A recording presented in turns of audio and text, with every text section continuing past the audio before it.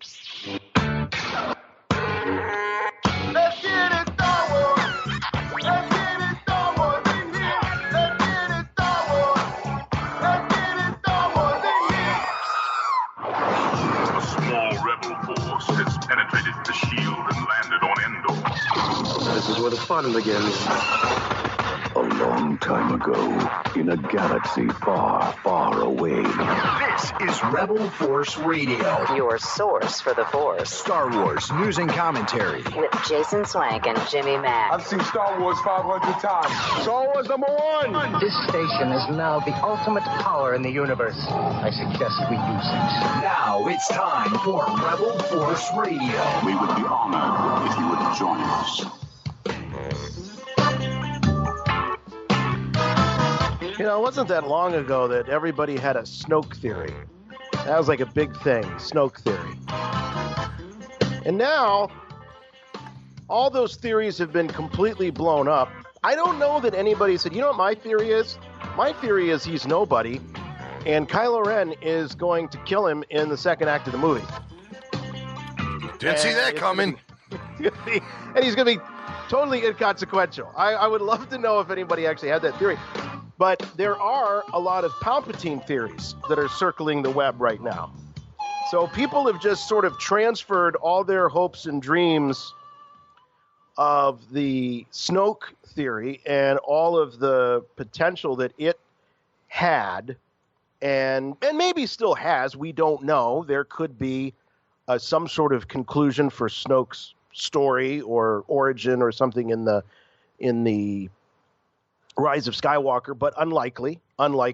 What we're hearing now, and we'll get into that later on in the program, is that The Mandalorian is more likely to be the place where Snoke's origins and the origins of the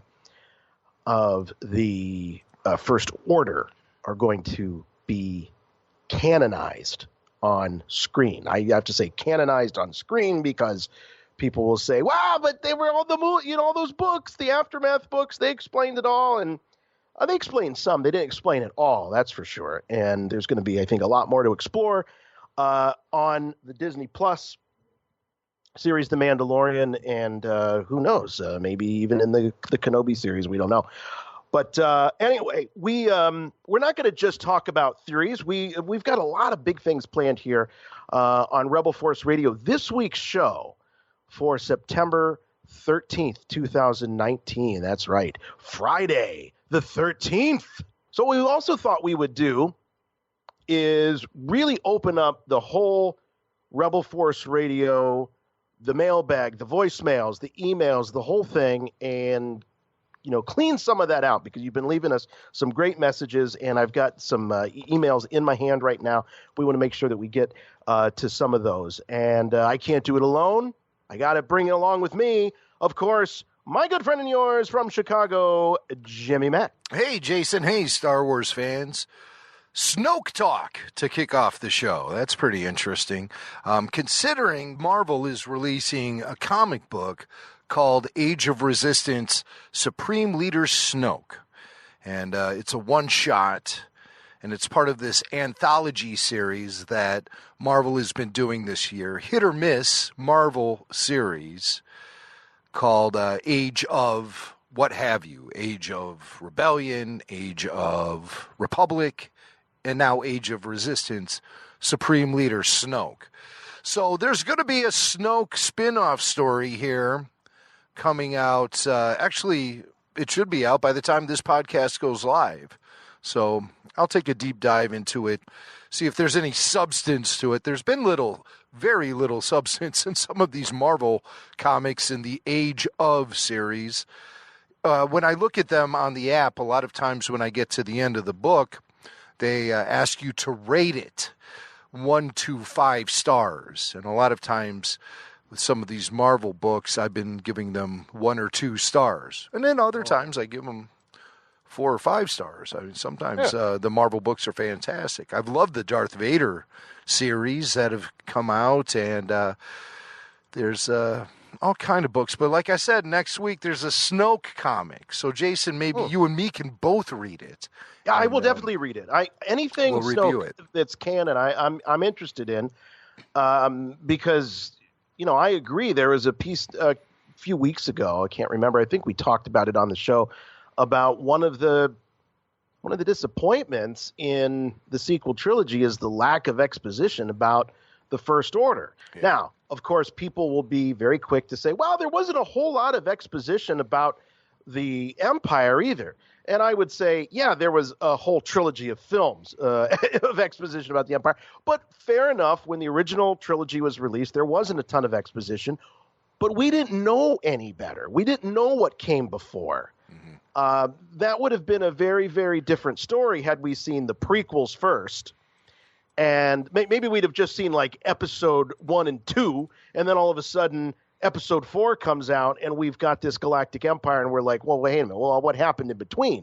Mm-hmm. So you can't really blame us for wanting to know what happened in between the rise of the New Republic and the simultaneous rise of the First Order. So I think it's perfectly fair. With the original Star Wars, we picked up on a story that was obviously set in motion, but we were just getting to the good stuff there. When Luke comes of age and has to live up to his destiny, fill his legacy as a Skywalker and as the son of Anakin Skywalker.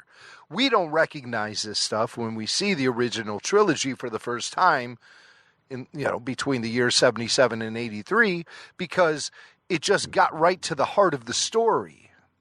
But there was always that backstory, and that formed the backbone for the prequels. And with the prequels, everything we saw unfold was leading into a certain place.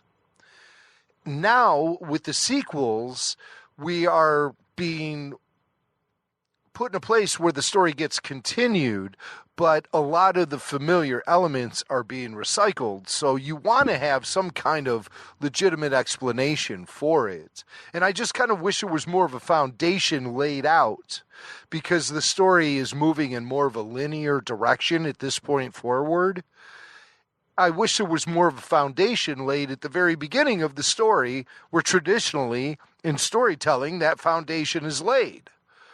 But there was, I think, some confusion about what makes the essentials of Star Wars operate. And so that's why they were basing a lot of things on previous incarnations, and I think they kind of painted themselves into a corner. As opposed to laying down the foundation for something fresh, they sort of tried to throw us into the middle of the story again. Right. But unfortunately, this time, all of the interesting stuff already happened. Right. That's the point, though. We're no longer, you can no longer in Star Wars. The only time you could throw us into the middle of the story was with the first film, right, 1977. That's the only time you can throw us in the middle. The rest of the time, you're not throwing us in the middle. You're throwing us relative to where we were initially thrown. So it's always going to come back to that point. I mean, that's really why in the Star Wars timeline, year 0 is the Battle of Yavin, because that is the beginning of the Star Wars timeline. Yes. BC, like AD, BC, all that. That's where all the best stuff happens. Yeah. That's where and that's why George Lucas had such a challenge when it came to creating episodes 1 through 3, is because he already knows at that point that he's told the best part of his story. Now he's just trying to present us with the backstory that is more or less fueled by what we already know going into it. Now, with the sequels, we already know pretty much the full story. So to take us into an area where it seems like the best stuff has already happened is almost counteractive to the approach George Lucas took, where he told the best part of the story first and then fleshed it out afterwards. It seems like there's a lot of really good stuff that we're missing leading into the sequel trilogy. And obviously that has to do with the natural effects of time. I mean, so much time has been let to slide through the cracks, and everyone has gotten so much older and retired. Right. So everyone except us, by the way. Everyone but us. We're us. still here. We are still here, and we're kicking and we're going strong. And hey, if people want to look at us and say, "Oh, that's the Star Wars podcast for the original generation, the old guys," that's where all the older fans go to get their Star Wars. You know what? I am fine with that. I am 100% fine. As a matter of fact, I would almost like to incorporate that into our marketing if I could find such a way to do it without being so in your face about it. All right. Well, I've heard from younger listeners tell me, because I'll say to them, why do you want to listen to old farts like us talk about Star Wars? They say that's the best part, is because you guys are talking about it from a perspective that incorporates all this great history, stuff that we didn't get a chance to live through, stuff that we didn't get a chance to experience. We hear the stories from you and Swank and everyone else who appears on the show. And so I was like, wow, I was really taken aback by that. I was like, man, that's really awesome to hear that, because with me, like, I would always look for historical perspective from people who got to see all the great concerts that I didn't get to see, go to all the Led Zeppelin shows, or see, you saw Jimi Hendrix in concert. Tell me all about it. I want to know everything. Isn't that mind blowing? I have an aunt that saw the Beatles at a college. Perfect. Yeah. At a college. I saw her. She also saw Elton John open for someone in like 71. Like, it's just, I can't even imagine. Mm-hmm. And then you see, I remember we had the musical $1 Million Quartet come through, and there were people that saw Jerry Lee Lewis, Johnny Cash, Elvis Presley, and Carl Perkins all on the same bill for $5, or $1.50, something ridiculous like that. Can you imagine? The historical perspective they can provide you as a younger listener is invaluable. And so I don't want to put ourselves on some kind of pedestal, but what we're doing here, quite honestly, Swank, is invaluable to the younger listener. And a total public service, right? Total public service. Total public service. Hey, you know what? I want to kick our mailbag off with, I'm going to kick us right in the mailbag with this email. This is from Miguel, and I love this one. This is, he says, "Hey, Jimmy and Jason, this is Miguel from Orlando. I just wanted to say I completely agree with the statement that Star Wars is for kids, and how Star Wars was great at not talking down to kids, but talking up to them. My daughter, Madeline Lane, is 5, turning 6 in November. She's been watching Star Wars since she was 3. The best conversations about Star Wars that I've had were with my daughter. She's always asking why. Why did Kylo kill his father? Why did the Emperor shoot lightning at Luke if it was hurting him? Why did Lando tell Darth Vader where Han Solo was? She asked me yesterday, how did Darth Vader become a Force ghost if he was bad? And why did he come back looking like Anakin?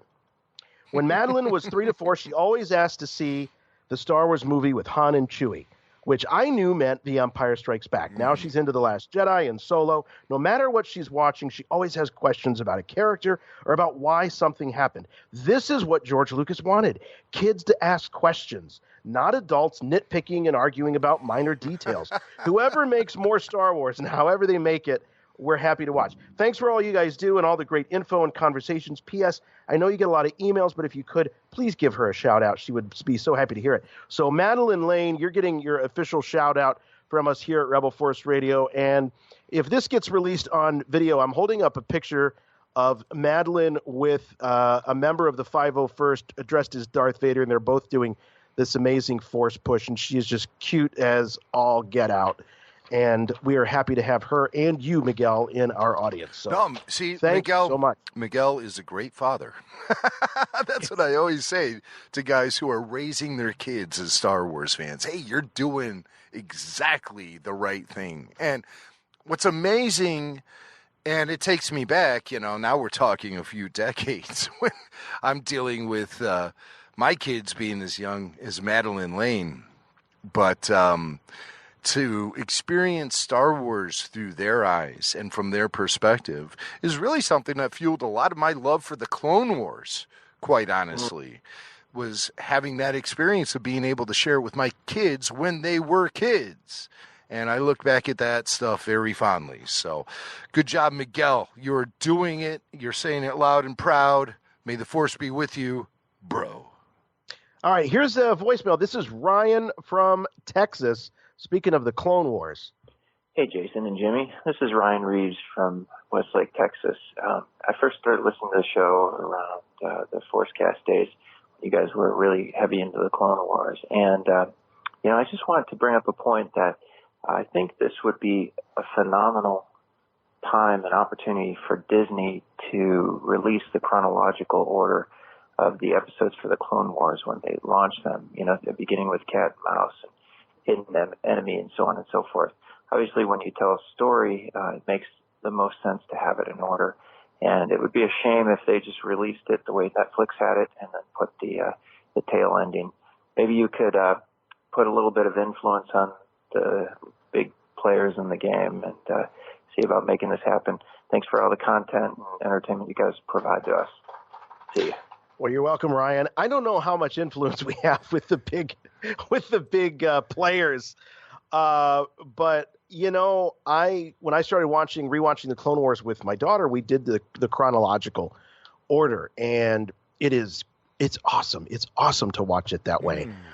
I would love for Disney Plus to, maybe create some sort of playlist feature or however they publish the Clone Wars, which we know the Clone Wars will very likely, most definitely, I think, be published on the Disney Plus platform. But it would be great to have that as an option to watch it in chrono order as opposed to production order, broadcast order, whatever.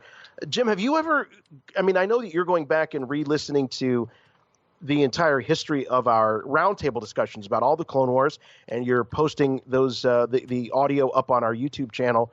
But are you? Oh no, I'm actually putting that on our Patreon. Oh, that's Patreon. Yeah, that's Patreon. Yeah. So if you're a member of RFR Clone Warrior tier of Rebel Force Radio on Patreon, you'll be able to get access to all of the shows eventually.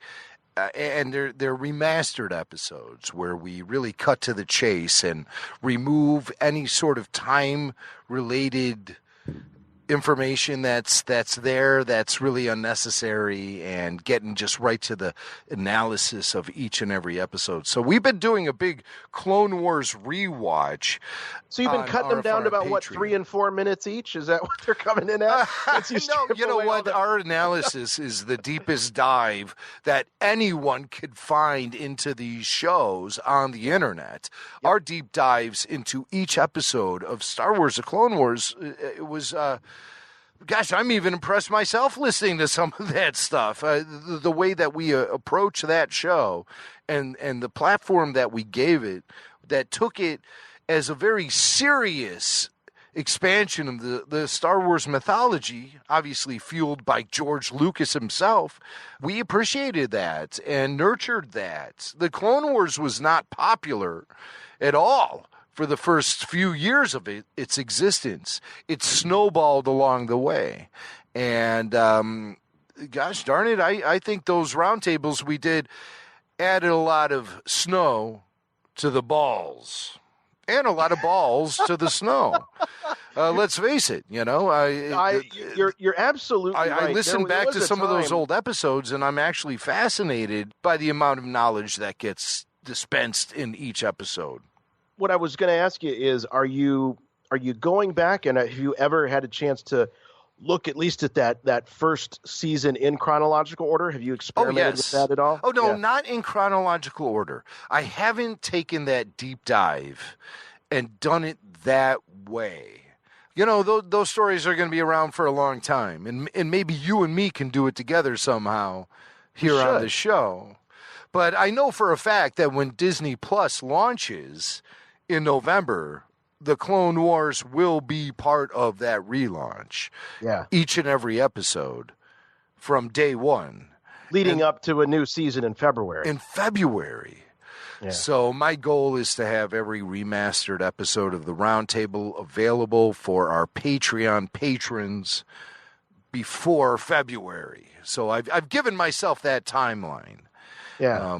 And it's been a blast. Actually, I really enjoyed going back and revisiting the Clone Wars. Were we pretty accurate, you think? I mean, were there times where we really nailed it, or we nailed it all the time, Pally? Yeah? Oh, yeah. We were really solid with a lot of our analysis and speculation. I just am, like I said, I can't believe it's us, actually, sometimes when I listen to it now. I'm like, yeah.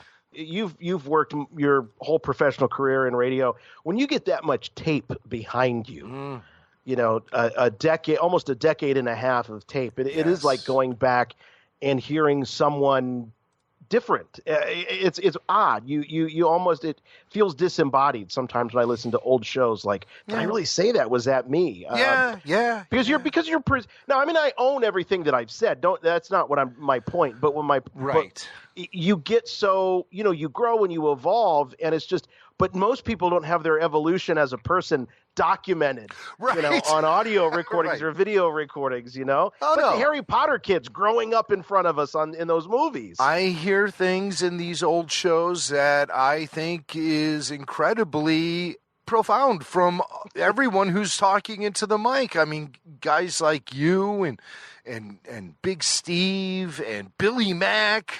Billy Mack, you know, pre-Puppet Lando, Billy Mack.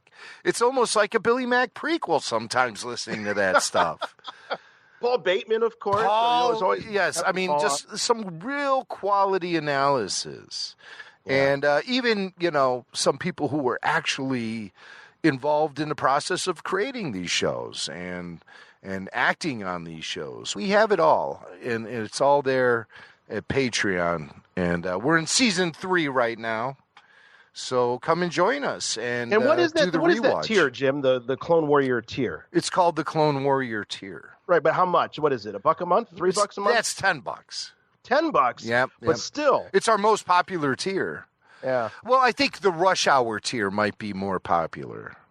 People we were going to do that. Rush we were going Hour. to do that tonight. We were going to do that tonight, but we crossed the streams. We're going to do it tomorrow. Yeah. We'll do it tomorrow. We are. Excellent. Yeah, we'll do it tomorrow. Yeah, we'll do it tomorrow. Perfect. Hey, you know what? Before we get too far, I want to just take a quick pause here and thank. We've got our good friends at Audible back with us, and Audible, they were really one of the very first to say, "Hey, we want to work with you guys." Actually, you know what? I got to take a pause here. My little 10-year-old or 7-year-old. Well, hey, Parker. 6 years, almost going to be 7. There's a couple of days. He's coming down to say, what are you coming down to say? How many more days till your birthday? 3 more. Three more days. Holy cow. Till your birthday, and you're going to be the big 7. That seems so old. 7? 7. Anyway, he's coming down to say goodnight. So happy would you like birthday, to say Parker Swank. Oh, Jimmy's just said happy birthday to you. What do you say? Thank you. Oh, what a cutie. Hey, Jason, ask him what he's into. What is Parker into now? Because I know kids, you know, they try to impress us by being Star Wars fans, but they're just, you know, doing that to impress Dad and everything. What is Parker into now? Video games? What? Yeah, you know, what's your favorite video game right now? What do you love to play? The villain one. Well, right. Well, I know you play DC Villains Lego. But what do you play on your iPad all the time? You and your sister. Roblox. That's what he's into. That's what Roblox. the kids like is the Roblox. Yeah, he loves the Roblox, and he's really into YouTubers like Chad Wildclay and V Quaint and who? What? It doesn't work if you whisper it in my ear, right in the microphone. Come on. What? Mama told to say. Why did you say who? What are you into? You Jimmy say wants anything to know, like, you want. What you like to do? What do you like to do? What do you like to play? What do you like to watch on TV and stuff? YouTubers, that's it. YouTubers, that's it. All right, I love you. Good night. Okay, go be a good boy. Okay. You got him watching those Batman animated series episodes from the 90s. You know, or is that too? Is it too hardcore for a 7-year-old in the Swank I house? started him on Batman animated series when he was. Okay, go put the cat down. He's trying to get. Take your finger out of the cat. What I'm really trying to he doesn't want to say this on the podcast, but his favorite thing to do, he got an electric fly swatter, and he loves buggy hunting. electric fly swatter. And there's these little fruit flies, and the smaller the bug is, the more horrendous getting shocked by this electric fly swatter is. So like these little fruit flies just burst into flame when he hits them. And now we have a rule: you can't do it outside. It's only if the bugs invade the house. So, and you'll probably see him on an episode of Real Serial Killers, probably coming up on Netflix. Okay. Anyway, wanted to take a time out and thank our dear friends at Audible. Like I said, they've been with us for a really long time. They are the world's largest selection of audiobooks and audio entertainment, including Audible originals. If you don't know what those are, they are stories that are created exclusively for the audio format, including documentaries, exclusive audiobooks, and scripted shows that you won't hear anywhere else. And Audible's whole goal is to keep you informed, inspired, and entertained. And when you have the app installed, whether you have an iPhone or an Android phone, you can listen anytime, anywhere, on any device. It even has Alexa commands. So Bluetooth in the car, you name it, you got it. It's at the gym. Like I said, driving in the car, traveling, anytime that you can't read, you can listen with Audible. And Audible members now get more than they've ever gotten before, including there's a plan where you get one audiobook regardless of price every month when you're a member. And you can also have and you also get 2 Audible originals from a fresh selection. And you can stay motivated. So if you can challenge friends and do all kinds of things by having you can earn badges and things like that. So you can also sign up for free updates from newspapers, so that if you don't have a chance to read the newspaper, you can be listening to the New York Times, Wall Street Journal, Washington Post, all delivered straight to your app. And here's something that's kind of interesting, is that you can share a book with a friend. So if you've only used if you've never used the share with a friend option, they get the book for free. This is amazing. So if they've never been shared a book by you, they get the book for free. So it's a one-time service. It's really, really cool. And here's another thing. If you're a member, you can exchange a book that you don't like. So if you don't love the book, you can exchange it. Members keep their library of listens forever, even if they cancel. So please start a 30-day trial and choose one audiobook plus 2 Audible originals absolutely free. Jason, I use Audible to take a deep dive into listening to classic Star Wars novels, expanded universe stuff mostly, EU. That's where my heart is. I try to keep up with the new canon, but the storytelling in the old expanded universe, to me, I'm actually as nostalgic for some of that stuff that I am for the OT and the PT at this point. Oh, and you know what? We were talking about the Kenobi series here for the last couple of weeks, and there's a great book by John Jackson Miller, and I wouldn't be surprised to find out that John really nailed the tone of what's to come in this Obi-Wan series. Now, this is back going to Legends. Yeah. This has been thrown in the Legends category, so this is no longer canon. But man, does he do a great job of giving us a sense of what life was like on Tatooine for Ben Kenobi. Here's a clip, and this is narrated by the great Jonathan Davis. No mistaking that, a Yark thought. The moan of the dragon had resolved itself into a head-splitting shrill far beyond the capacity of any lungs. It was coming loudest from a new source, immediately apparent. A horn attached to one of the silver spires in the middle of the farm. And there were similar sounds emanating from over the hills to the north and east. A Yark stood in the middle of the yard, Gadurfi raised aloft. Prodora! Prodora! Prodora! Fake! The young looters appeared again, running over a crest back toward the farm. A Yark exhaled through rotten teeth. I mean, these are not just straight-up reads. These are full audio productions. So, Kenobi, Star Wars Legends, known to locals only as Ben, the bearded and robed off-worlder, is an enigmatic stranger who keeps to himself, shares nothing of his past, and goes to great pains to remain an outsider. But as tensions escalate between the farmers and a tribe of sand people led by a ruthless war chief, Ben finds himself drawn into the fight, endangering the very mission that brought him to Tatooine. You could be listening to that, courtesy of our friends at Audible. So here's what we'd like you to do. Hey, before you take the deep dive into all the information about how you can get on board with Audible, I want to put that off for just 1 second, because there are a few things that really perked up my listening when you were playing that clip from Jonathan Davis and John Jackson Miller's Kenobi novel. Number one, he referred to the Gaffi stick as a Gadurfi stick. Is that accepted pronunciation? Because a lot of times with these audiobooks, it's really left to the interpretation of the narrator themselves, and there is no right or wrong. But I always call them Gaffi sticks, or I've never done the Gadurfi. But that's kind of how it's spelled, right? Yeah, Gadurfi sticks. Yeah. But then Luke called it a Gaffi stick. Right.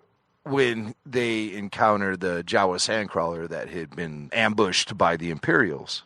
So what's the story with that? What do you think? Do you think that the Gadurfi stick, because wasn't that actually on the card of the Tusken Raider action figure? Didn't it say Gadurfi stick? Yes. Oh my God. What the most all-time classic reference to that, Tusken Raider weapon was on that old 12-back Kenner action figure. As a kid, I looked at that going, what the hell?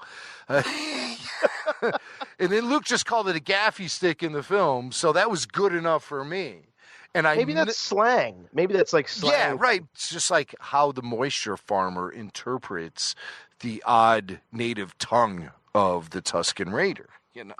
So Luke says Gaffi because he doesn't know what they're saying.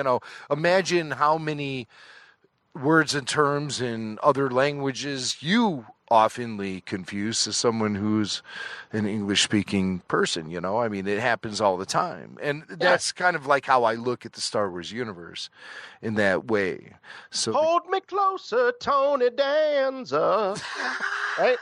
How many songs have we messed up? We had committed to memory all these years, did we? Oh, yeah. We find out that wasn't Tony Danza. Tiny Dancer. Yes. There's many rock and roll mistakes, and I think back to a lot of high school keggers I was at where I heard all kind of lyrics being completely mangled. But so outside of that, though, the other thing I wanted to talk about, and what I've always loved about the Kenobi book, is that they insisted on using the original sound for the Krayt dragon cry. They didn't use the sound that was presented in the special edition or the DVD release of 2011. They went with the original sound. And I've got it right here. Yeah, here. It's at the very beginning. Let's listen. Right. There it is. That's the one. That's the guy. That's our favorite. Yeah. And to promote the release of this book back in 2012, Del Rey sent out a bunch of promo keychains that had the Kenobi logo stamped on it, and you press a little button, and the microchip inside the keychain would recreate the Krayt dragon cry. Do you remember that? I remember. I have one. I actually have one. It's here somewhere. It's blue. I immortalized the Kenobi keychain on my personal YouTube channel. So you know what? If you actually look on the notebook, I didn't even know you had one. I know. I haven't. I think that was a personal YouTube channel. I think that was the only time I ever used it in my whole life. Was when I got the Kenobi keychain. I'm like, I have to share this with the world. I better get a YouTube channel. So it's the Jimmy Mac YouTube channel. Jason, I actually put a link to it on our notebook. If you refresh, you'll see it there. Here, I see it. All right, let's see. So go ahead and go over. Yeah, visit I got it. Let's see. Here, I'm looking at you showing it. That's the keychain. That's the keychain. Do it again. You just play it twice? Yeah, because you have both versions, the blue and the white version. Look, I have I'm holding in front of the radio board in the station that I work at. That radio board is from like 1985. It's ancient. It looked a little dated. That's an ancient analog radio mixing board right there that I worked magic on through the years 2008 to 2000. Gosh, I was in that room till like 2013, 2014. Holy crap. As a matter of fact, that is the Northern Rebel Force Radio studio there. That's rarely seen. So I'm going to take this video. I'm going to move it off of the Jimmy Mac website and put it on the RFR YouTube so people can see the awesome Kenobi keychain that was sent to us by our friends at Del Rey when they were promoting John Jackson Miller's Kenobi novel. And the great thing is that I got a handful of those and was able to share it. I sent one to you, Jason, or a couple to you. Yeah, and I gave some to the guys at Skywalker Ranch at Skywalker Sound. David Acorn and Matthew Wood. I gave them a couple of those keychains on one of my visits out there. And to this day, when it's time to leave, the day is done and it's Miller time, and the guys are leaving the studio, that's the last sound that is heard in the studio. They have hung up the keychain by the door, and they always hit the button when the day is done. I love it. I like that the Krayt dragon is like in the Flintstones when they pull the tail of the bird, and it's like, and the whistle blows. Yes. And Fred flies down the tail of the dinosaur. Boy, it's so interesting. You make a Lucasfilm, it's the dragon. You make a Hanna-Barbera reference right there. I am. When it's interesting because that is where that sound effect is originally from. Oh, come on. It's from an episode of Dino Boy, and from the 60s.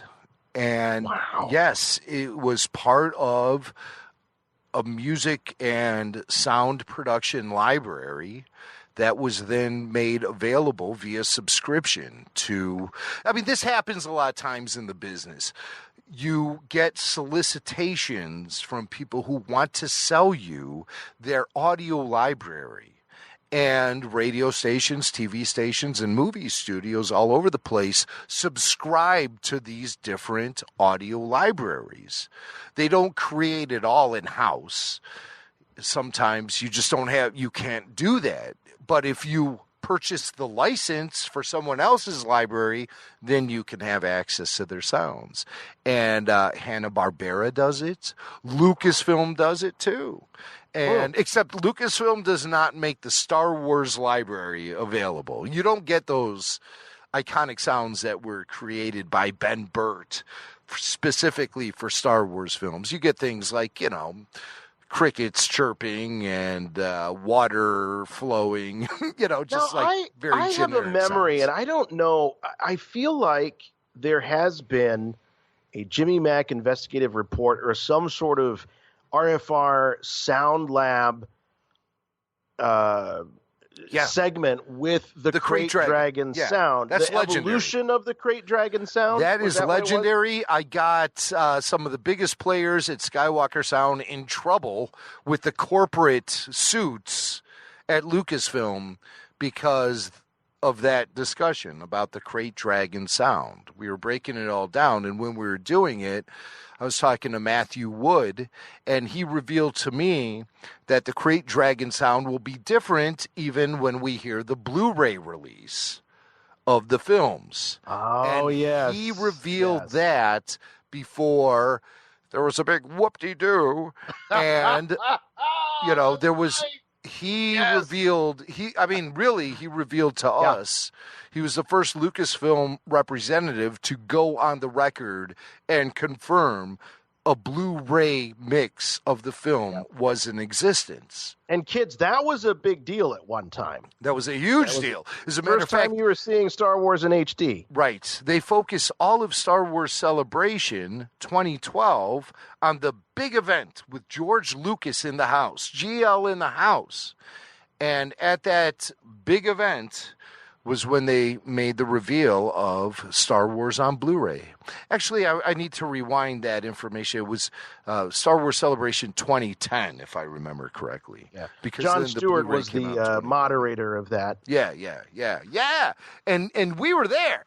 Me and We were Swank. there. And that's where we met Jonathan Wilkins from Star Wars Insider, the former editor of that magazine. And we polished off a whole bottle of that whiskey that night, the three of us. oh, well, okay. And Bondcast was born. That's how Bondcast was born. Exactly.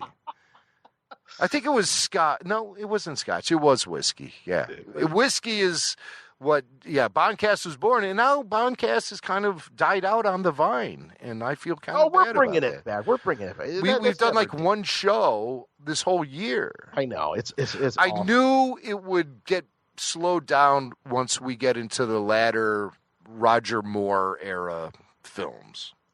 That's what happened. We're dealing with. We gotta slog through them though. We have to slog through, and we have to get Jonathan. And the thing is coordinating with Jonathan. He obviously lives in London, and there's a huge time difference, and so we have to be very meticulous about when we schedule our recording times. And we all have families now, and so But Bondcast is still alive, folks. Yes, and there's a new James Bond film that's going to be released in 2020 in April, and I'm excited about it. We've been following the news, and but Jonathan, he's married in the last few years. They've got a little girl, and but we're gonna get back to it. We're gonna get back to it. Yes. We should probably tell people how they can join Audible. That's right. We're still doing the Audible spot. This is the longest Audible plug. Well, that's fine. You know what? They deserve it because they do a really good service, and I use Audible for Star Wars, definitely heavily for Star Wars, but I also get a lot of other audio entertainment from Audible, and the Audible app is one of the highlights of all the apps on my phone.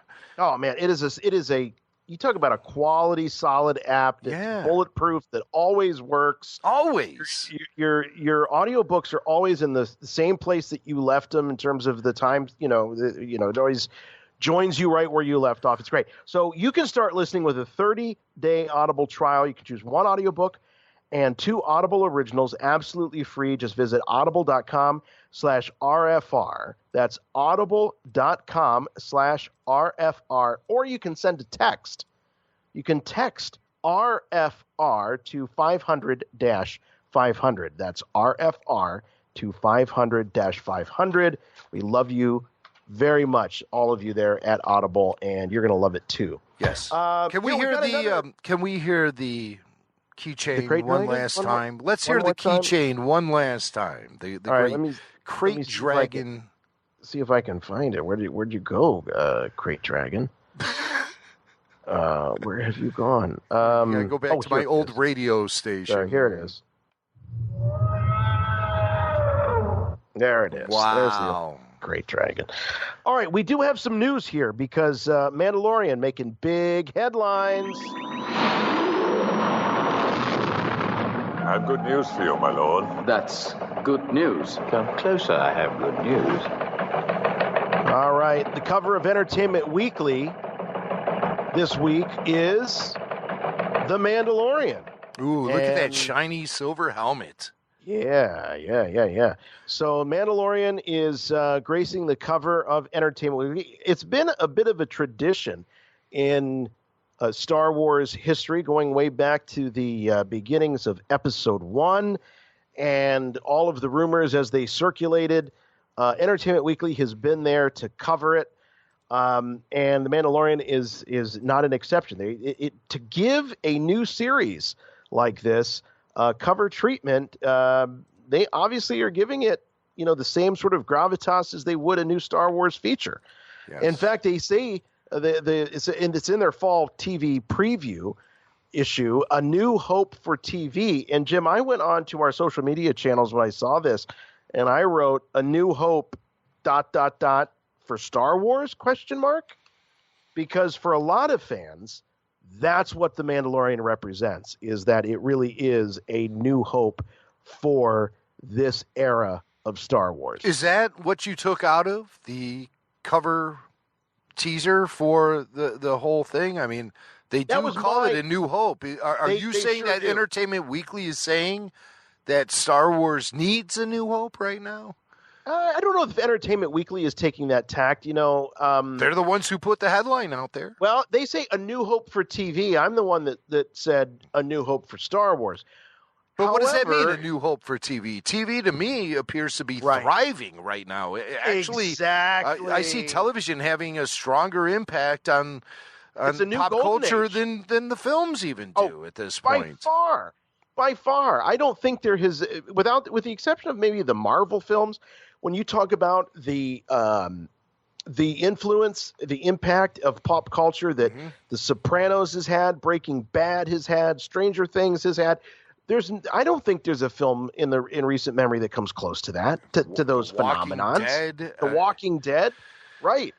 You know, my God, my family watches TV. They're junkies for all these series. They binge. Right. They binge. Oh, by the way, I believe the Netflix model is flawed.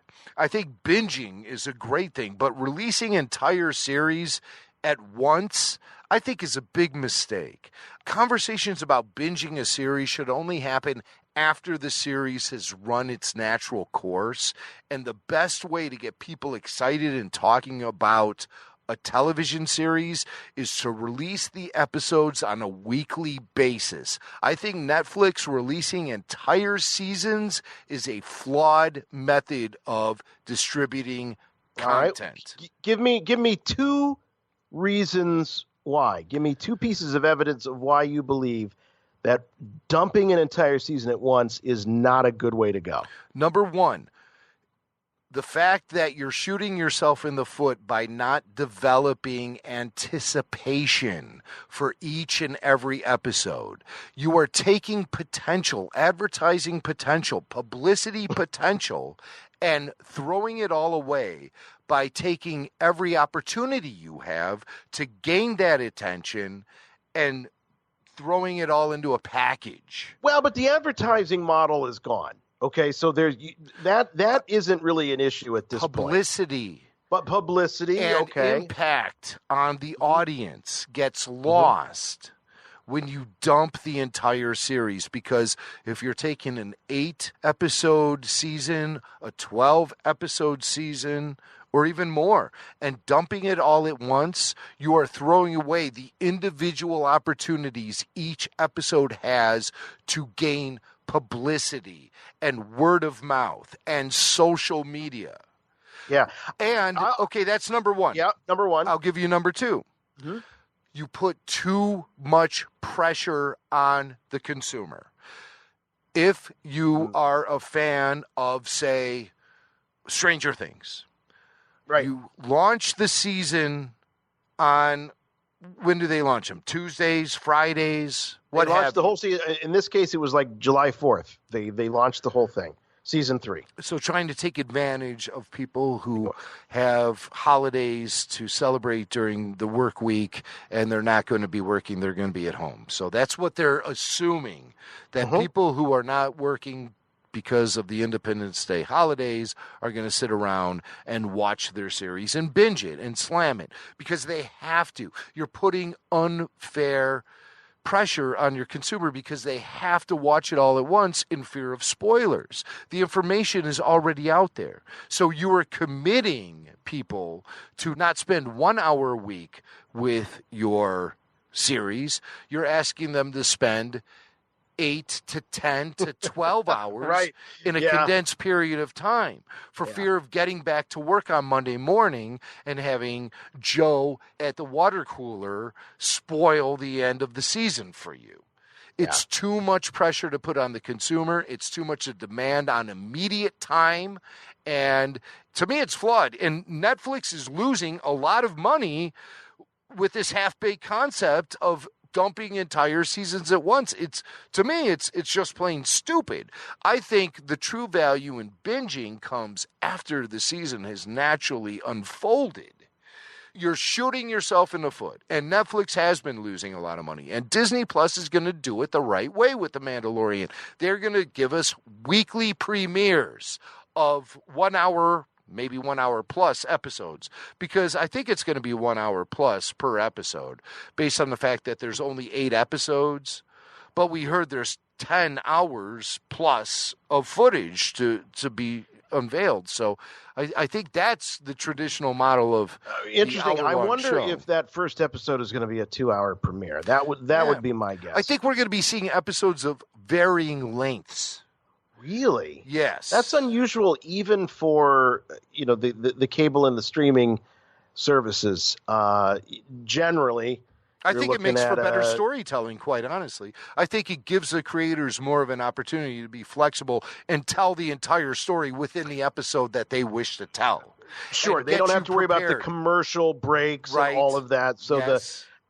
what I love about, and this is just a small thing, is that, spending a whole lifetime watching commercial TV where you have that cadence where they're creating, like if you watch an hour-long drama like Blacklist, they're creating these little, let's say, 11-minute segments or 12-minute segments that all kind of lead into the commercial stop. And so it becomes, I don't want to say predictable, but you get into that rhythm, whereas when you're watching something like, for example, we watch Homeland, which is a Showtime series.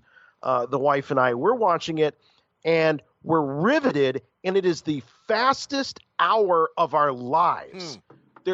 Because I don't get a sense in my gut that we're coming up on an hour. Yeah, I have no idea. It's like being in a time warp because that's great entertainment right there. It is great. Yeah, there's not that predictable. Oh, they're leading up to a commercial. Right. And so frankly, as much as I would have loved to have seen a history of Star Wars live action on TV, I think we now live in the perfect time for Star Wars to come to television. Yeah. Because of, that whole model is broken. By the way, speaking of Star Wars on TV, this past weekend was the, 1985, 95, 2005, 2015, 2019. It was the 34th, if you can believe this, 34th anniversary this past Saturday of the premiere of the Ewoks and Droids Hour. The Ewoks and Droids. The Ewoks and Droids Hour on a Saturday morning cartoon on ABC. Wow. It was the 34th anniversary.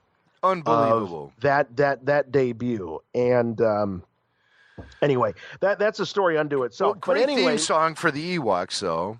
Oh, I mean, if we're going to bring it up. Ewoks. Yeah. All right. So, okay, this is the theme song. I'm going to play it right now. This is the theme song for the Ewoks animated show from 1985, and it was created by blues legend Taj Mahal. We are the Ewoks, when the spirits from the forest go. We're Ewoks, when the spirits from the forest go. We are brave, we are bold, like our storyteller told. That we're strong and we will fight, and we'll stand up for our rights. We're the Ewoks, one big happy family. Wow. Everybody thinks about the Droids theme song, but the Ewoks theme song is cool too. The Droids was Stuart Copeland, right? Yeah, the drummer from Police. Put my life in jeopardy, in the service of my friends. I wouldn't care, but it's a dangerous affair, 'cause I'm in trouble again, trouble again, in trouble, in trouble. Yeah. Amazing. Right. All right, so happy anniversary to the Ewoks and Droids Hour. Mandalorian. So we've got the Entertainment Weekly cover, and there's several stories within the issue and online.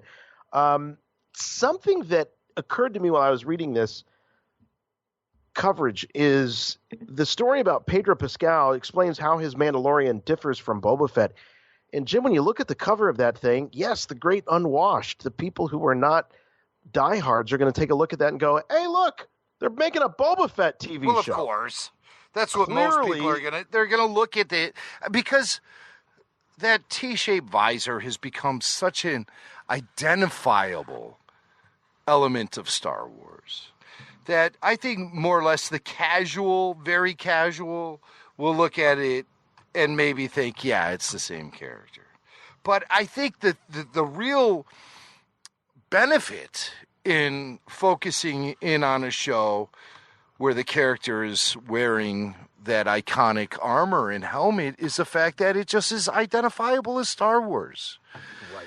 It doesn't necessarily need to be, they're not reinventing the wheel per se, but they are giving themselves a fresh start by not handcuffing themselves to the legend of Boba Fett while still being able to cash in on the aesthetic value that character brings to the mythology on a whole. I mean, when you look at the Boba Fett helmet, you think Star Wars. Even if you don't know crap about Star Wars.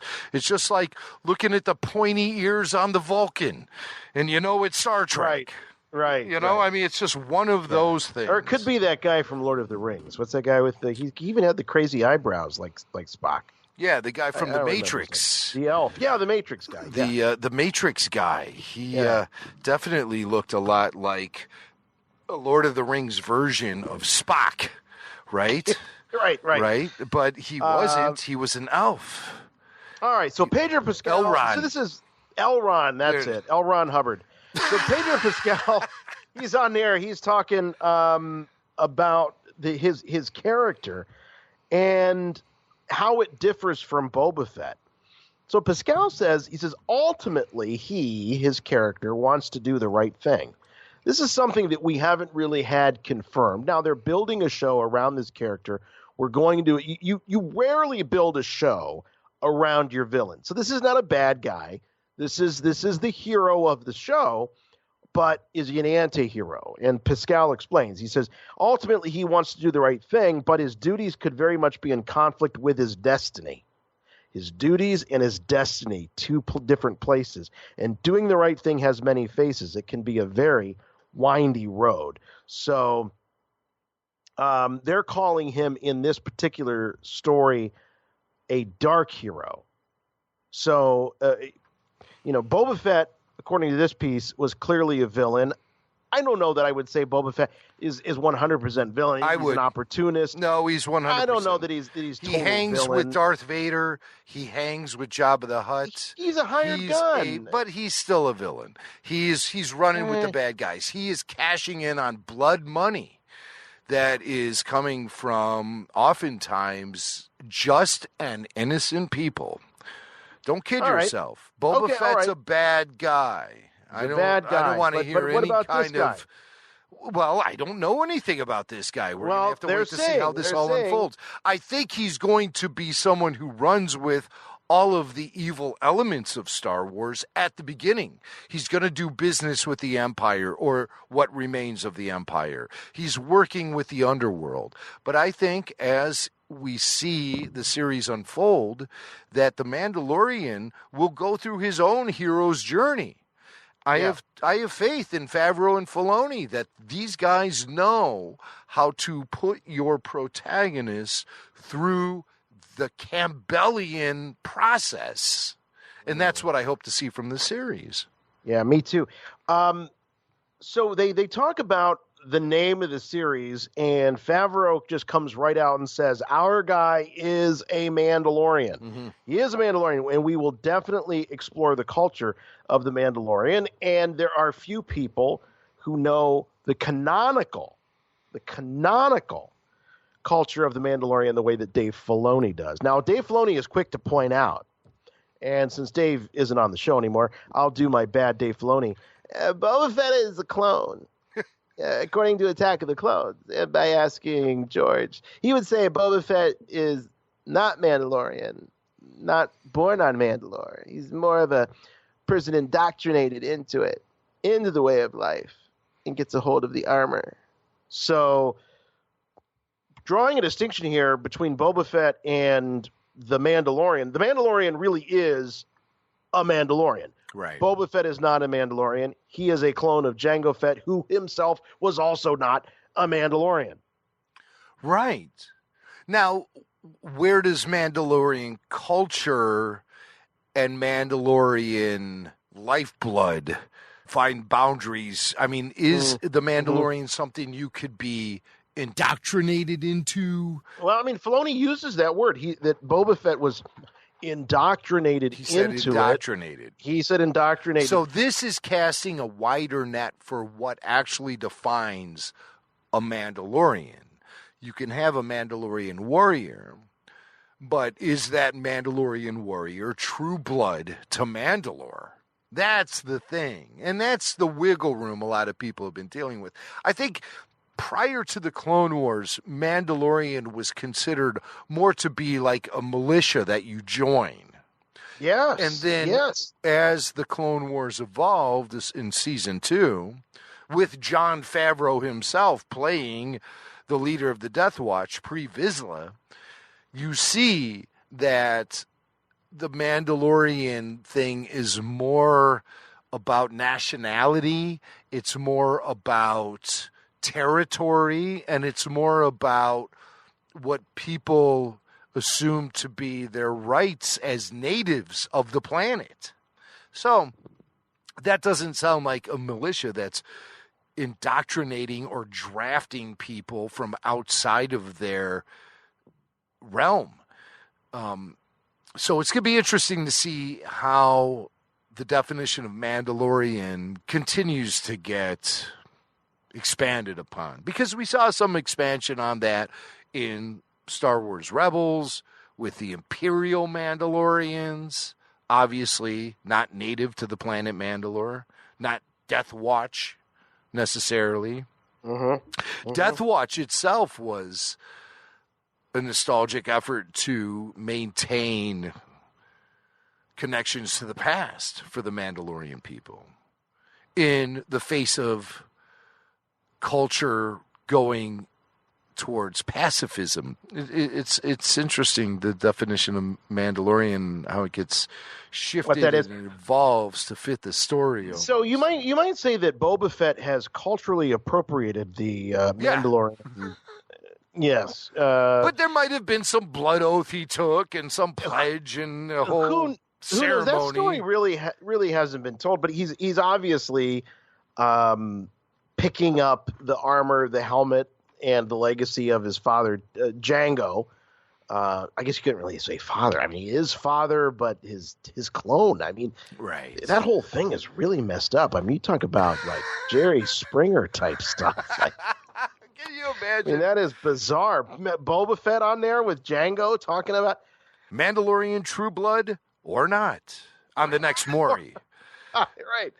So Filoni definitely drawing the line in the sand about what is a Mandalorian, what is not a Mandalorian. This Mandalorian bounty hunter really is a Mandalorian. The other Mandalorian bounty hunter that we're used to is not a Mandalorian, according to George by way of Dave Filoni. And we knew about this. We talked about this all throughout the Clone Wars series. Now, Favreau talks about their guy. They keep referring to him as our guy. You know, there's Boba Fett and then there's our guy. Our guy is operating in a much more unforgiving landscape, a place where survival is difficult enough, let alone flourishing in that atmosphere. And the politics have dissolved.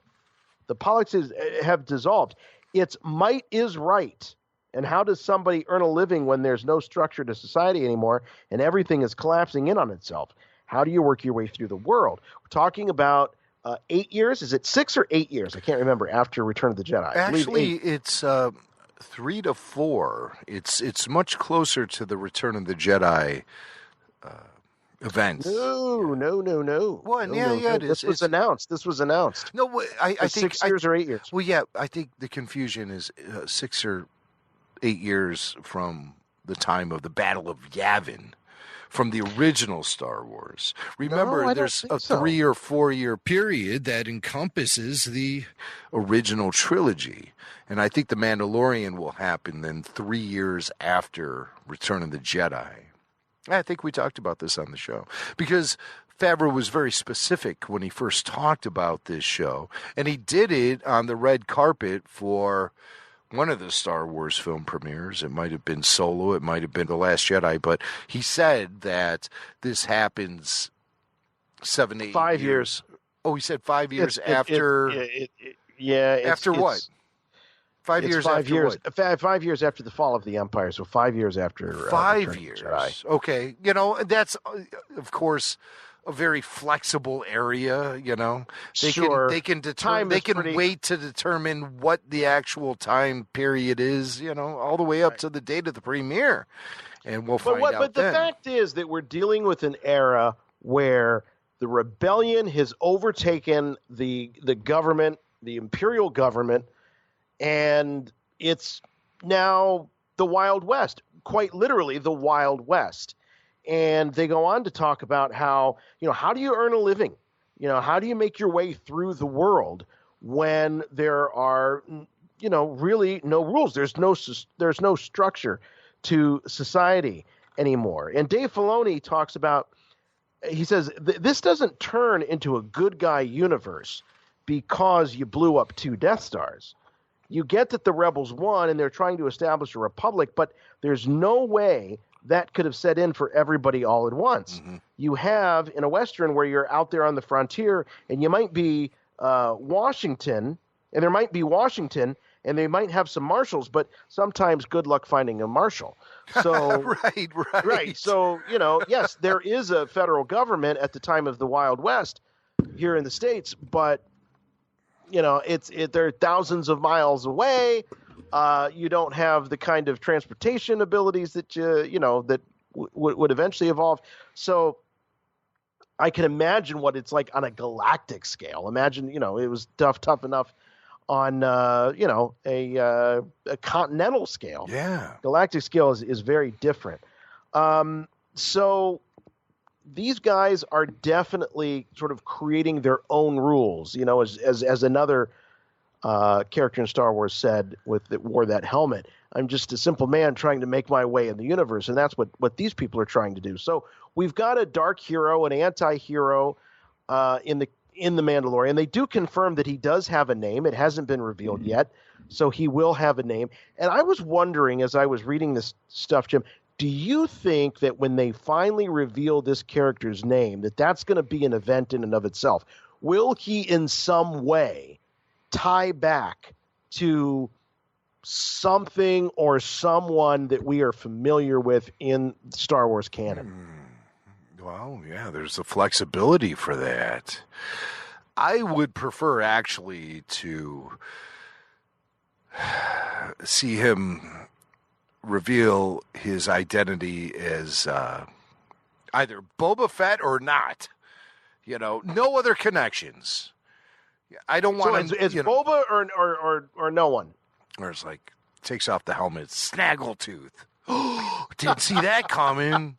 I thought that guy was a drunk who hung out in the Mos Eisley Cantina. But look at him, Snaggletooth. What character involvement? No, I want to see a unique character or Boba Fett. Either or. I don't want to see any connection. Be like, my name's Joe Kenobi. Or something like that. I would much rather see him be established as his own character. According to Hasbro, by the way, and there are some leaks over the weekend of some of these new Black Series 6-inch figures that are coming out for Triple Force Friday in October. There's a Jawa figure with red eyes, and they call it Offworld Jawa. Off what world? There's so many planets. Are you saying off-world? I mean, obviously. The message that conveys is that this is a Jawa that's not on Tatooine. Are they native travels. to Tatooine? Is that what we're to assume, that Jawas are? Has that been established that they are for sure Tatooine natives? Well, that's all we've seen up to this point, right? But knowing that they exist in civilization, a society that has interstellar space travel and the ability to go from one planet to another, you have to assume that there are Jawas outside of Tatooine. There's moisture evaporators outside of Tatooine, so there's going to be Jawas. Their proximity. You see Jawas hanging out in a Mos Eisley spaceport. You think that if they had the cash, they sell a droid and they have the cash to get off world, the Jawa, might be curious enough to say, hey, there might be life outside the sandcrawler. Let's go, I got to say that Jawas to me are almost like the rodents of the Star Wars universe. Yeah, like squirrels. Yeah, you don't see squirrels where there's not trees. So, well, no matter where you go, there's squirrels take different shapes and sizes. There are big ones, there are dark ones, there are light ones, there are gray ones. There, and some have little tufts on the ears, some don't. I mean, there's all kinds of varieties, but I feel like they just feel like a species to me that would be just very much peopled all around the galaxy and take on various adaptations. Because we know that they're opportunists, they're scavengers, all of that. I want to get back Jawas everywhere. Jawa culture. I mean, that should happen, I mean, just spread the wealth of the Jawa culture throughout the galaxy. But keep in mind that it appears the Mandalorian and the events that happen in this series predominantly happen in a sandy environment. And so, much like squirrels, they want to find trees, but even squirrels, some of them adapted the ability to fly because they need to get the hell out of wherever they were.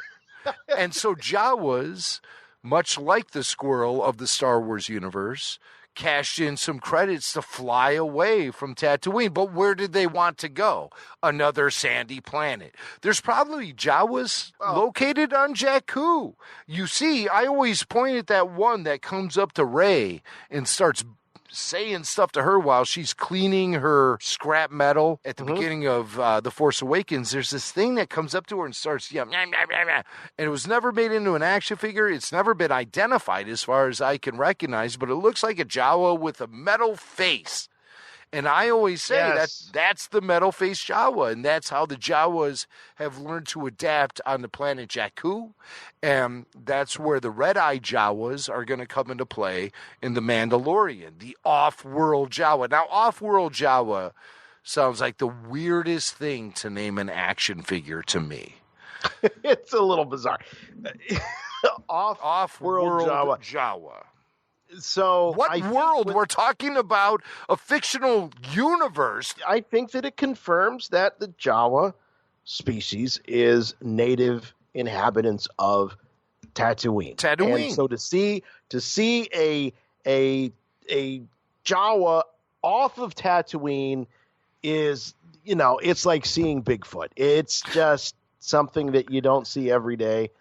Their eyes turn red when you take them off planet. Yes, it's like seeing a giraffe in the middle of Central Park. But it also does send a message telling us that the Mandalorian will not take place on the planet Tatooine, which is something that I was leaning towards.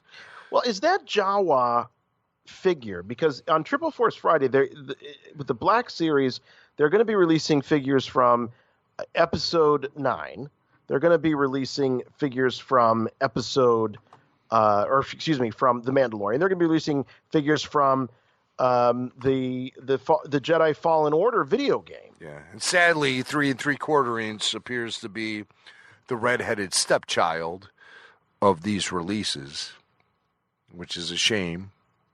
As I see Black Series 6-inch begin to gain more and more prominence and priority. That hurts, I think, a lot of tradition of Star Wars by denying new generations of 3 3/4 inch figures. Seems to me it'd be a big cash in. Now, listen, you collect 6-inch. I'm cool with that. I collect both. All right, let's talk about something that they mentioned in these series of stories about the Mandalorian. There's not going to be any question about who shoots first in The Mandalorian, because apparently there's the scene where the Mandalorian enters the safe house. 2 stormtroopers stand guard. These stormtroopers have become mercenaries since the days of the Empire collapsed. The grimy, dirty armor is in full display. The bounty hunter creeps up behind them. Hey, and that armor. fires his blaster, gunning them down. That armor, the Mandalorian armor. This is something we talked about a little bit. Well, they're talking about stormtrooper armor in this case. Well, I know, but I just wanted to address the thing about the armor. We looked at this when we were reviewing the trailer for The Mandalorian, and we noted that sometimes his armor looks a little rusty brown, and sometimes it looks bright silver. Are we going to see him switch armor throughout the show, or is this the obvious advancement of his character? Is his armor actually going to start to reveal wear and tear throughout the series? Because he's removed himself from the Mandalorian culture by being on whatever planet or outpost he's on. Is he going to wear 2 different armors, or is he going to just get beaten down and we're going to see that? That's interesting. As I look at this series, I start to consider the protagonist as someone who is cut off from his resources. He's on his own. He's an island. He's fighting this battle on his own. This is a good question, though, because you're talking a little bit about the origin of the character itself, the Mandalorian. Do you think that we're going to be thrown in to a character who has been operating for several years, or is this going to be a character who is maybe embarking on, a new chapter in his life? You talk about, are we going to see this armor evolve throughout the series or the season and take shots and get beat up and dinged up? I'm wondering, who are we going to meet in the first episode? A character that is, or a person, or an individual who has been playing this game for a long time, or someone who is new to it, because the conditions of the galaxy are such that this is his best option. I think we're dealing with an outlaw. I think we're going to be dealing with a man on the run. He's an outlaw. Yes. Yes. Why? Because his warrior race has been completely eliminated. We still are waiting for the final chapter of the Mandalorian contribution to the Clone Wars. And that's going to happen in February when the Clone Wars hits us. We're finally going to see the Jedi versus the Mandalorians. And that is something that has been foretold in Star Wars mythology since Donald F. Glutt's novelization of The Empire Strikes Back, when he described Boba Fett as a dude wearing the armor of a shock trooper unit that was defeated by the Jedi.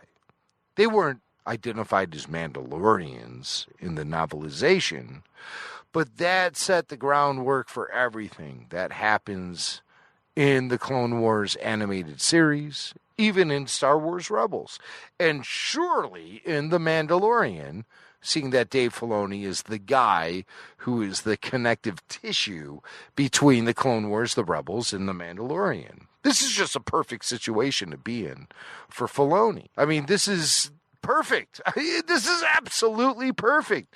We couldn't ask for anything better than this.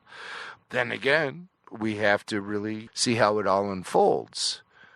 What do you think, Jason? I mean, the prospect of having these 2 great visionaries in charge of this series. I mean, this is what Bob Iger said. When he saw The Mandalorian coming together, he said, this is the thing that's going to make Disney Plus happen. There is no question that The Mandalorian is the tentpole production for the Disney Plus platform. And it's interesting to see. I mean, yes, they've got a lot of big plans for some of the Marvel properties, making their way onto Disney Plus. Right. But there's nothing Marvel that is premiering in November with the debut of this new new subscription service. This is so huge. The Mandalorian is got a lot riding on it, and everything that I've seen and I've read tells me that they've definitely backed the right horse.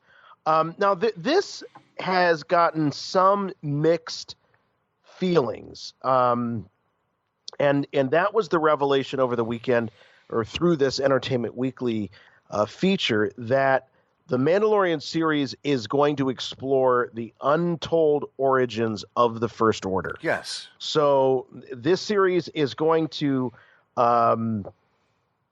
explore the dictatorship commanded by Supreme Leader Snoke, that rose up to succeed the fallen Galactic Empire. Right. It was defeated in Return of the Jedi. John Favreau says, what could happen in the 30 years between celebrating the defeat of the Empire and then the First Order that we see in Episode 7? He says, you come in on 7, and the First Order are not just starting out. They're pretty far along, and Dave Filoni chimes in and says, yeah, they're pretty well equipped. So somehow things weren't necessarily managed as well as they could have been if the galaxy ended up in hot water again like that. So, people have criticized the First Order as being sort of a cheap ripoff of the Empire. But when you look at some of our own real-world history and how the events of World War I created World War II just 20 years later, 30 years later, that does happen. Yeah. So I think the seeds of the First Order were sown with the defeat of the Empire. And we've got now a live-action TV series, big budget live-action TV series to tell us this story. A lot of people were disappointed, saying, oh, I want this to be more OT instead of ST. Mm-hmm. Well, I want it to bridge the gap. That's what I want it to do, and that sounds like exactly what they're doing here. That is what it's going to do. That the series is going to definitely bridge that gap, and that's what Dave Filoni, that's his specialty. That's exact. To pronounce it the way that that Ewan McGregor does. Right. Sith Lords are our speciality. But that's what Filoni has been able to do. Filoni's the one that bridged the gap between the original trilogy and the prequel trilogy. Yes. And then in Rebels, he bridged the gap between the Clone Wars and, the era of the Rebellion. I've known a lot of prequel haters. Yes. They look at the prequels and they go, I'm done with Star Wars. I hate Star Wars. This sucks. Fine. But there are a lot of hardcore Star Wars fans who have major hang-ups with the prequels, and their rationale is quite solid, quite honestly. A lot of that stuff I let fly by me, but some of my friends and hardcore Star Wars fans I know will present arguments to me about the prequels that I quite honestly can't present a defense against. Yeah, and we've tried a long time. Yeah, we did try. We but I mean, why force your opinion on someone else? If that's how they feel, that's how they feel. Right. And so if they're going to bail from Star Wars, they're going to bail from Star Wars. But what keeps them coming back is their love and passion for Star Wars. So I will never slam the door shut in the face of those people who've always loved Star Wars, but something then rubs them the wrong way. If they continue to love the story, they will continue to come back to it. Yes, like the prodigal son. Yes, the prodigal sons and daughters of Star Wars fandom. They will find their way back. Perfect. And I think a lot of them are going to find their way back with The Mandalorian. And I think a lot of them found their way back from the prequel angst via the Clone Wars, as Filoni was able to bridge that gap. And I'm hoping he's going to bridge that gap with Favreau to make the sequel trilogy flow much better from the source of the original trilogy. So we'll see how that all plays out. So that's good to talk about that. It is. When you talk about the state of the galaxy at the time of The Mandalorian, Jon Favreau says it's like after the Roman Empire falls, or when you don't have a centralized shogun in Japan. And, of course, the Old West, when there wasn't any government in the areas that had not yet been settled. And Filoni chimed in and said, these are cinematic tropes in films that originally inspired George Lucas to create Star Wars. Yes, that's true. And we have talked about on the show that if you, rather than duplicate what George did, why don't you build new Star Wars based on the foundation, the building blocks of what inspired George to create Star Wars? It is the Westerns. It is the Kurosawa films. It is Flash Gordon. It's all of those things that, and when we saw one of the hallmarks of Rebels was the Macquarie influence, the color palette, the style of the art reeked of Macquarie concept art. And so to have something that was a prequel of the original trilogy and close in proximity on the timeline and cleverly use the Macquarie aesthetic was really brilliant, because how better to illustrate the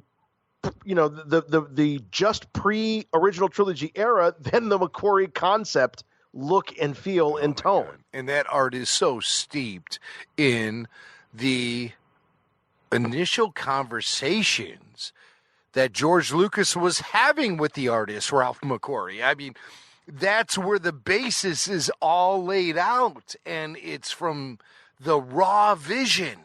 The raw vision. It was so incredible to see the Clone Wars tap into that.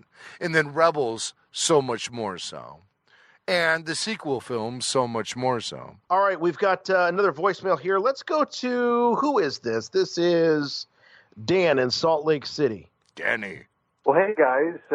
Jason and Jimmy and anybody else on the RSR line here. This is Dan in Salt Lake City. What a cool time it is to call you and give you a little update on what we were kind of talking about on social media, on Instagram. I know you guys saw the video and the pictures of the Emperor himself, Ian McDiarmid, and Hayden Christensen, Anakin Skywalker. They're at the Primary Children's Hospital here in Salt Lake City. It was a fantastic experience. A little background on me first. I'm an anchor reporter at the local BBC station here in Salt Lake City, and so as the resident Star Wars geek that I am in the office, they said, hey, we'll give you a chance to go. I just happened to be talking to the organizers of the FanX convention here, which for only being, 6 years old or so, is really it's taken hold here, and it's 100,000 or so, even more than that come every year. And they do it twice a year. Sometimes they have a spring version and a fall version. So this was the larger fall version with, people like Tom Holland, Spider-Man, and Kiefer Sutherland was here. And also, of course, for us Star Wars fans, the main attraction, Ian McDiarmid, the Emperor, and the Chosen One, Anakin Skywalker. So I was hoping a little bit too much to kind of get maybe either a one-on-one or kind of like one of these, reporter row things in a small setting at the hospital where I could ask them some great questions or something like that. But I took what I could get. So, again, from the video that you can see on social media, you guys see that they were there with a handful of media types like me and some podcasters. And then the majority of the people in there were families who had children at the hospital, and more specifically the Ronald McDonald Room, where, again, if you're familiar with Ronald McDonald's involvement in children's hospitals, it has to do with those who are there for extended stays, days, weeks, sometimes months. I've met some celebrities and athletes and, actors and bands over the years that I've been in television. I think I'm probably about Jason's age-ish, right around there, almost pushing 40. But a lot of the times you kind of gauge the vibe from them, and you see are they putting on a show and a face for the people and for the children and for their families. And in this case, you could just tell immediately that was not the case. They were genuinely spending time when they were going to be spending, I think, 8 to 10 hours meeting fans and signing autographs at the convention for 3 days in a row. They started off here in Salt Lake City meeting with these children, and Hayden got down on the floor a few times and to connect with these children, whether they were in wheelchairs. I think we lost him. We But should almost have him call in to the show and tell us everything he saw. Yeah, Dan was there. I was actually talking to Dan over Instagram, and so he jumped in and said, "Hey, I was there. I saw you posted this video." And I said, "Oh my gosh, please, send us a voicemail or leave us a voicemail or send us an email about your experience." And I just don't think that this does the credit. Dan is a beat reporter for a local affiliate. So Dan, if you're listening, we would love to have you just private message me, please, on Instagram, and let's have you on the show, and you can talk about this incredible experience. For those of you that don't know, Ian McDiarmid and Hayden Christensen were at a convention in Salt Lake City in Utah, and they were scheduled to do a panel together as well as photo opportunities and autograph signings.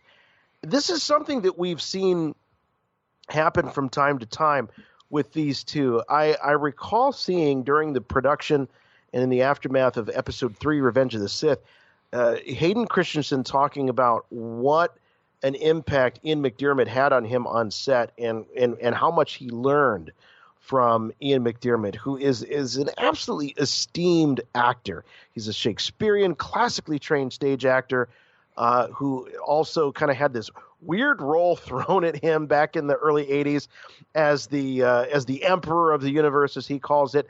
But a tremendous, tremendous actor. And George Lucas was not known for being an actor's director. And so I think a young guy like Hayden Christensen was drawn to figures on the set like Ewan McGregor, Ian McDiarmid, who were these skilled actors that could give him the feedback and the encouragement and, maybe even perhaps constructive criticism that he needed, that he required. That he wasn't getting from the director. George Lucas. So I know that there was a real affinity between Ian and Hayden, back, 10 years ago on Revenge of the Sith. And also with Ewan. So the two of them have been reunited in recent times. Oftentimes the whoever the promoter is at the convention that's creating the autograph experiences gives fans an opportunity to get photos with both of them. They were scheduled to do a panel. So this is interesting. So at that convention in Salt Lake City, they were scheduled to do a panel together.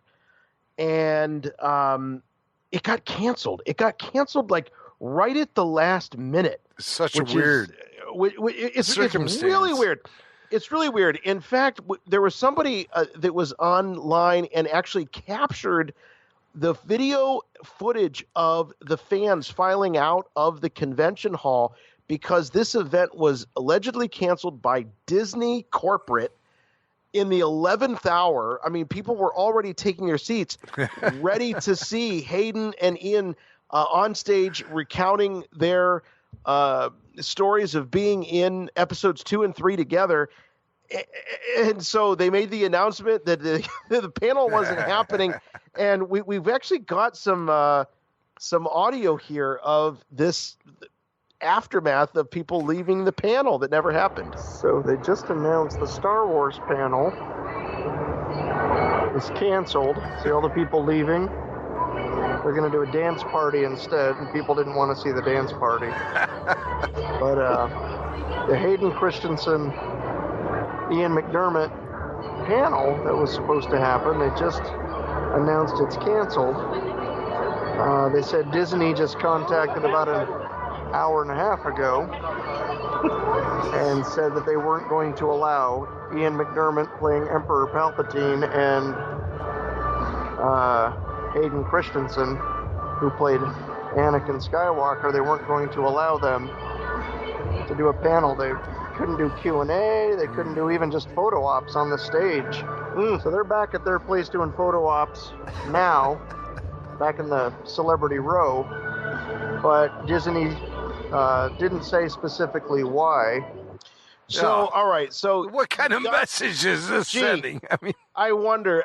Have you ever seen such ham-fisted Yeah. ineptitude. I'm sorry, but this is the worst kept secret. Okay, let's kind of get serious here and talk about what we know. Here's what we know. We've got these actors that are making these convention appearances. Jim, you and I had been calling for years for Hayden to come out of the shadows, back into the loving arms of Star Wars fandom. We felt that for a long time that Star Wars fans were ready to embrace him because, you know what? He's Anakin Skywalker. Nothing's going to change that. I love Matt Lanter. I love his incarnation of Anakin Skywalker. In fact, we've even said to Matt many times, if they were ever to bring back Anakin on the big screen, we'd love it to be you.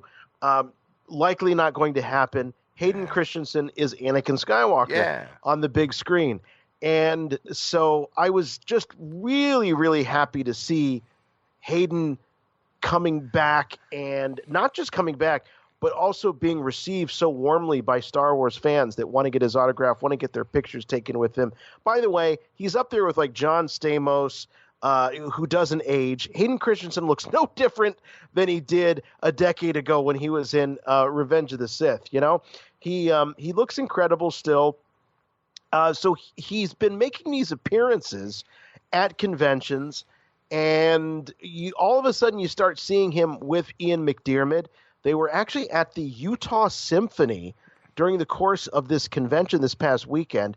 Utah Symphony was doing one of those incredible events where they actually play the score of one of the Star Wars films live while the film is playing on the big screen behind the orchestra. This is a big deal right now. In fact, we just had it at our local amphitheater. In fact, we actually have a clip here. Here's audio of Ian and Hayden. Hayden's not really saying much on the stage of imagine you're sitting there, you're ready to see The Empire Strikes Back live in concert with the Utah Symphony, and out walks the Emperor himself along with the Chosen One. Big, huge applause welcoming him to the stage. People are shocked. This was not scheduled. No, I didn't mean to say that. We thought we'd just drop in from the dark side. Drop it in from the dark side. Exact from the FedEx Convention Center. And we're up tomorrow, if you haven't been yet. Everyone, maybe we'll see you there. Because we had the opportunity to share, however briefly, a platform with the fantastic Utah Symphony Orchestra.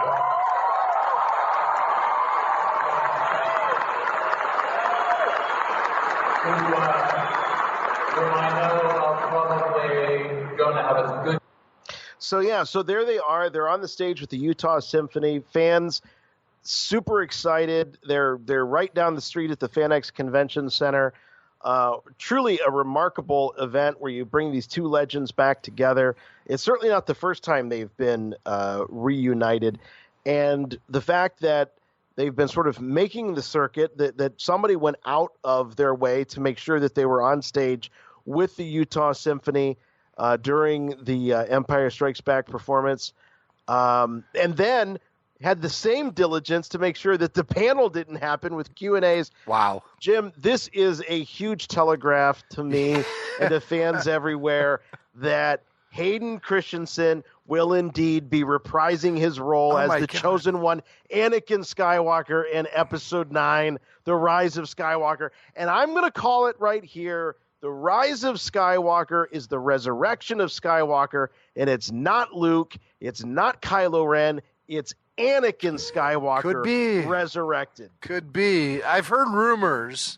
Again, tune out for 30 seconds if you don't want to hear this. But people have whispered into my ear. There it is. Spoiler alert. Spoiler alert. Just so you know, we're playing by their rules. All right. Yeah, it's important. But people have told me that the final scene of The Rise of Skywalker will be Rey standing at the Lars homestead, maybe observing twin sun setting, maybe fielding a vision of Anakin, Luke, Obi-Wan, etc. This could happen. That's the final shot of episode 9. Is Rey at the Lars homestead, the famous Tatooine location. That's a rumor I heard. Somebody whispered that in my ear. Okay.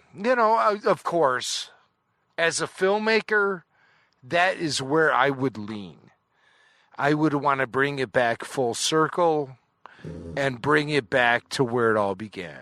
Yeah, I remember, and I'm trying to recall who it was, Jim. Someone drew our attention to at the D23 teaser where they show Rey with the lightsaber, and is she throwing the lightsaber, or she's cutting a tree in half? She's throwing it, yeah. She's throwing the lightsaber. She's in training. Yeah. Wow.